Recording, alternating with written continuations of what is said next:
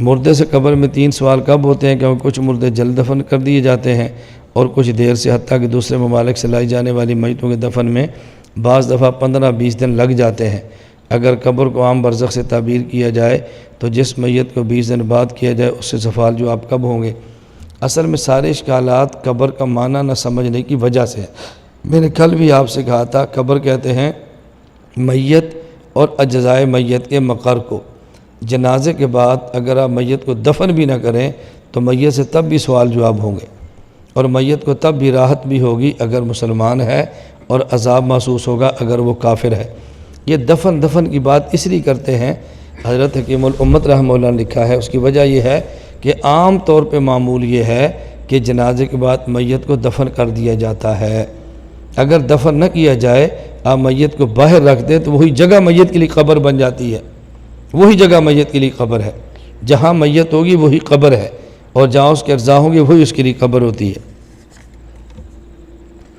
نیند میں اصلاً اثرات روح پر ہوتا ہے، تب جسم پر اس حدیث کے خلاف نہیں کہ سوئے ہوئے شخص کو ایک دم نہ جگاؤ، کہیں ایسا نہ ہو کہ روح پہنچنے میں تاخیر ہو اور آدمی کا انتقال ہو جائے۔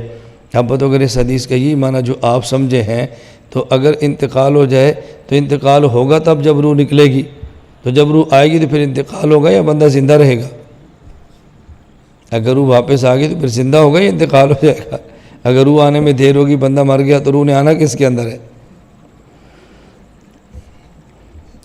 آپ کے بقول شرم مت کرو، سوال پوچھو، یہ تعجبات میں سے ہے۔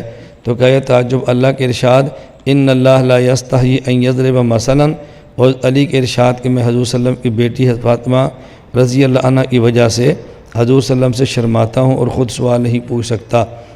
ایک حیا وہ ہے جو عربی میں ہے، اور ایک حیا ہمارے یہاں اردو میں استعمال ہوتا ہے۔ لفظ ایک ہی ہوتا ہے، ایک زبان میں اس کا معنی اور ہوتا ہے، اور اسی لفظ کا معنی دوسری زبان میں اور ہوتا ہے۔ فن بدلیں تو بھی معنی بدلتا ہے، زبان بدلیں تو بھی معنی بدلتا ہے، علاقہ بدلیں تو بھی معنی بدلتا ہے۔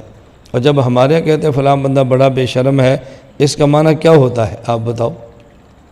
اس کا معنی کیا ہوتا ہے؟ محرم اور نہ محرم کا خیال نہیں کرتا، ادب اور بے ادبی کا خیال نہیں کرتا۔ جسے ہم کہتے ہیں نا جھجک نہیں کرتا، اسے ان اللہ لا یستحی سے تعبیر کیا جا رہا ہے۔ اس کا معنی وہ نہیں جو میں نے پہلے کہا تھا کہ آدمی بے حیا بن جائے، نہ۔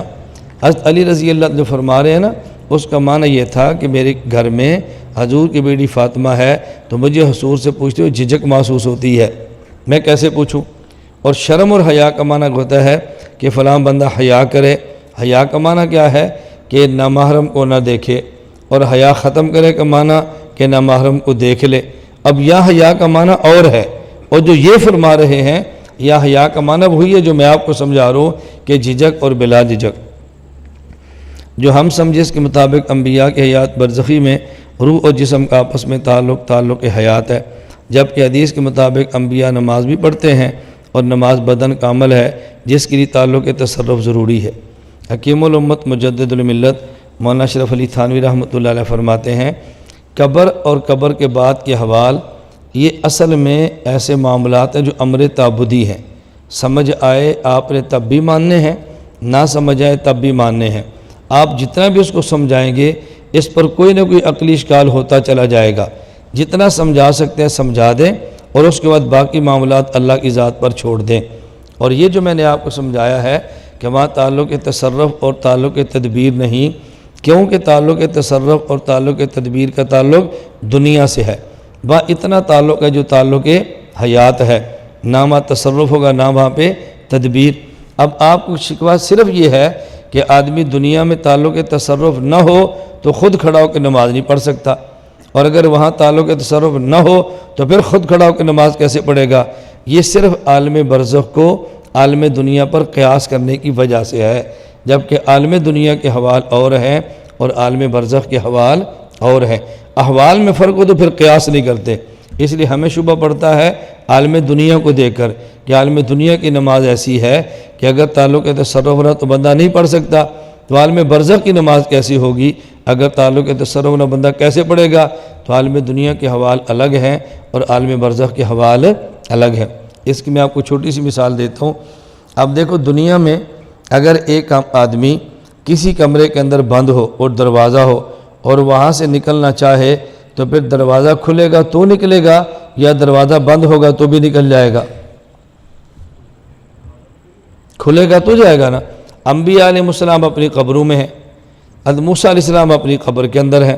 اب موسیٰ علیہ السلام قبر کتنی بلند ہوگی اور کھڑے ہو کر نماز پڑھ رہے ہیں، کیا اتنی چھوٹی سی قبر میں آدمی عالم دنیا میں کھڑا ہو؟ یہ ممکن نہیں ہے، لیکن عالم برزخ کے حوال اس سے بالکل الگ ہے۔ حضرت موسیٰ علیہ السلام قبر میں زندہ ہے، وہاں نماز پڑھی ہے، وہاں سے بیت المقدس پہنچے ہیں۔ اب قبر پھٹی ہے یا نہیں پھٹی، یا ویسے ہی آپ چلے گئے ہیں؟ امام سیوطی رحمہ اللہ نے احادیث نقل کی ہے کہ انبیاء علیہ السلام بعد الوفات بس اوقات حج بھی فرماتے ہیں۔ اب بتاؤ کہ نبی حج پہ گیا، قبر تو صحیح سالم ہے، نہ آپ نکلتا دیکھتے ہیں نہ آپ حج کرتا دیکھتے ہیں، آپ اس کو مانیں گے کیسے؟ اس لیے بہترین بات وہ ہے جو حکیم الامت مجدد الملت مولانا اشرف علی تھانوی رحمہ اللہ نے فرمائی ہے کہ جس حد تک مطمئن کر سکتے ہیں کریں، اور باقی معاملات اللہ کے حوالے چھوڑ دیں، اور ان باتوں کو وحی الہی ہونے کی وجہ سے مان لیں، سمجھ آئے تو بھی مانیں، نہ سمجھ آئے تو بھی مانیں۔ اب بتاؤ قیامت کے بعد جو جنت ملے گی، سب سے ادنا درجے کے مسلمان کو جنت اس دنیا سے 10 گنا بڑی ملے گی۔ یہ بات کو سمجھ میں آ رہی ہے؟ آدم علیہ السلام سے لے کے قیامت کے قریب آنے والا مسلمان اربوں کی تعداد میں ہیں، اور سب سے کم درجے کے مسلمان کو جنت یہ دنیا سے 10 گنا بڑی ملے گی۔ کوئی سمجھ میں آ رہی ہے بات؟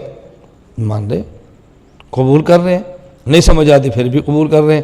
آپ عقل سے جتنا بھی سمجھانا چاہیں، ہمارے لیے تو بہت مشکل ہے، شاید آپ کے لیے سمجھانا بہت آسان ہو، ہمارے لیے بہت مشکل ہے، پھر بھی تسلیم کرتے ہیں۔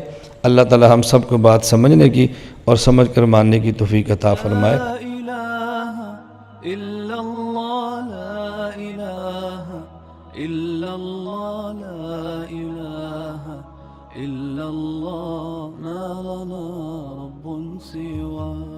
لا الہ الا اللہ۔